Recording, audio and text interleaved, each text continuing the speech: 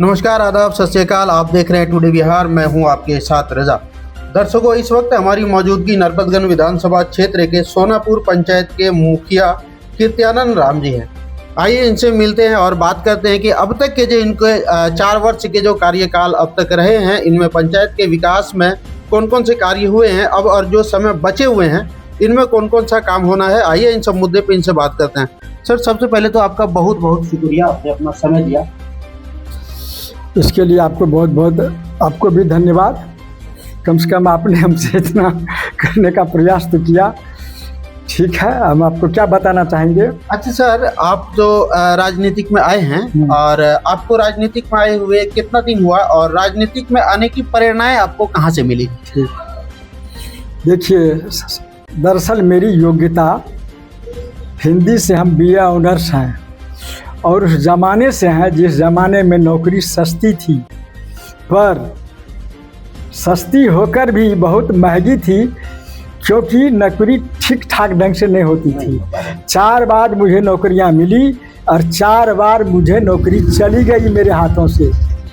अब आप मिला मतलब नौकरी जॉब मिल गया, फिर वो अपने आप खत्म गड़बड़ हो गया। इसका कुछ कारण रहा होगा? कारण था कि उस समय भी लेन देन की बात बहुत होती थी, जिसमें हम इतने गरीब थे और इतने कमज़ोर थे आर्थिक रूप से कि हम जो है सो घूस वगैरह देने में असमर्थ रहे। मेरे जगह कोई दूसरा आदमी दे करके तुरंत ले लिया, तो इस तरह से हो करके भी नहीं हुआ। और एक बार अब्दुल गफूर जब बिहार के मुख्यमंत्री थे, तो उस समय हम, ये 1974-75 की बात है, हमको बथनाहा कॉलोनी से कोसी योजना में नौकरी हुई थी, और हमारा स्थान था नेपाल के चतरा गद्दी में। वहाँ पहुंचकर हमने ज्वाइन करके 14 दिन तक मात्र काम किया था। 15वां दिन बाढ़ आ गई थी कोसी की, जिस बाढ़ में पटना भी डूब गया था। बात सच्ची है। और उस समय मुख्यमंत्री का समाचार में हम सुने, हमारे SDO साहब हमको रेडियो से सुनाए कि हमको कहने में तो अच्छा नहीं लग रहा है कीर्त्यानंद जी, आप स्वयं ही सुन लीजिए BBC से। तो रात में समाचार दिया था, फिर सवेरे समाचार दिया, तो उसे समाचार से सुनवाया कि 240 दिन से जिसको कम हुआ है कोसी योजना में, ऐसे सरकारी कर्मचारी को सेवा मुक्त किया जाता है। उस समय भी हमारे हाथ से ये नौकरी चली गई थी। तो इस तरह से जो है हमको 4 बार नौकरी मिली, लेकिन कामयाब नहीं रहे हम। उसके बाद हम मंच पर आना शुरू किए। लोगों ने मुझे ज़बरदस्ती मंच पर चढ़ाया, आपको 2 शब्द बोलना पड़ेगा। उस समय भी जो नेता वगैरह आया करते थे, MLA MP वगैरह, तो उस समय भी हम जो है सो बोलना शुरू कर दिए थे। तो उस बोलने में जो हमारी इतनी वाहवाही हुई कि लोग मुझे नेता के रूप में देखने लगे। बाद में 2000 में हम मुखिया का चुनाव लड़े। 2001 में जब मुखिया का चुनाव लड़े, तो लोगों ने कहा कि तुम्हारी क्या हैसियत है कि तुम मुखिया में जीतोगे? एक तो तुम्हारे पास पैसा नहीं है, तुम जो हो सो योग्य नहीं हो, जीत सकोगे? 200 वोट ला सकोगे? हमने कहा आप कितना लाइएगा? जिन्होंने मुझसे कहा, तो हमने कहा आप कितना लाइएगा? कहा कि मैं तो जीतूंगा। ठीक है, आप जीतिए, लेकिन मैं अपना परिचय बना रहा हूँ। परिचय कम से कम पंचायत भर के लोग तो जानेंगे कि मेरी योग्यता क्या है और मैं क्या हूँ। इतना मैं लोगों को परिचय देने के लिए खड़ा हुआ हूँ, जीतने के लिए खड़ा नहीं हुआ हूँ। इस तरह से हम खड़े रहे। हमको 30,000 रुपया और 30 क्या कहते हैं 1000 ईंटा दे रहा था। ईंटा भट्ठा वाला था कोई, तो कहा कि ईंटा ले लीजिए, आप इस क्षेत्र से आप हमको मतलब जो है सो छोड़ दीजिए, हम रहेंगे तो जीतेंगे, अब आप हट जाइए। लेकिन किसी भी तरीके से हम नहीं हटे। लास्ट में हमको अच्छा वोट भी आया, लेकिन जीत नहीं पाए थोड़ी सी के लिए। तो सर, कितना परिश्रम के बाद, मतलब कई टर्म आप चुनाव लड़े हैं जिसमें हाँ, उसके बाद हम 2006 में पंचायत समिति से लड़े तो विजयी रहे। 2016 में 11 में ही लड़े। 2016 में मुखिया से 73 वोट से सेकंड रहे। 2021 में लड़े तो हम सफलता प्राप्त किए और मुखिया बने। ये हमारा लास्ट चुनाव भी था, लास्ट उम्र में भी था। हमारे बच्चों ने, जिसे हमने पढ़ाया था बच्चों से, उन्होंने मुझे मेरे लिए चंदा भी दिया, हमको प्रोत्साहित भी किया और अपने खर्च से हमको चुनाव लड़वाया और हमको जिताया। उसके लिए हमने पूरे अपने ग्रामवासियों को धन्यवाद भी दिया और आज तक हम मुखिया हैं। हमारी उपलब्धि के बारे में आप अगर जानना चाहते हैं तो उपलब्धि हमारी ये रही कि हमने पंचायत में लगभग 30 से 35 सड़कें बनवाया है।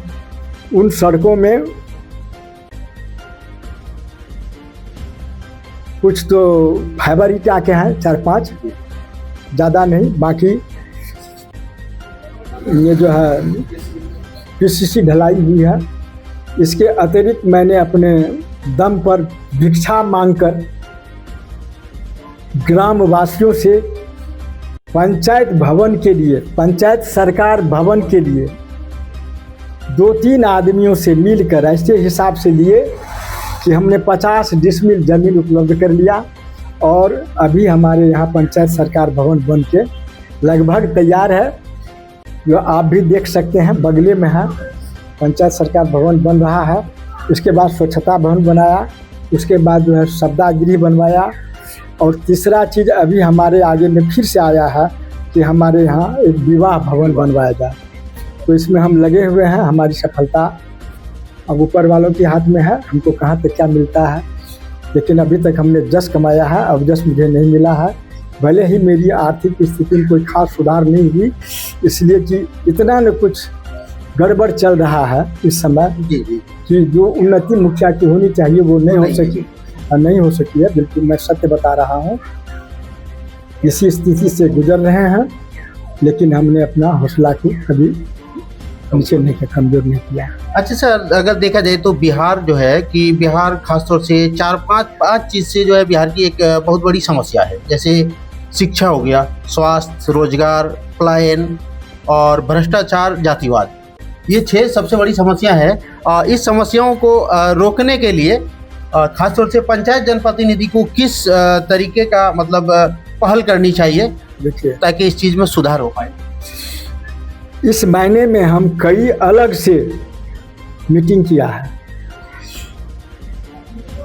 बाल विवाह को रोकने के लिए मीटिंग किया है, बालकों को पढ़ने लिखाने के लिए मीटिंग किया है।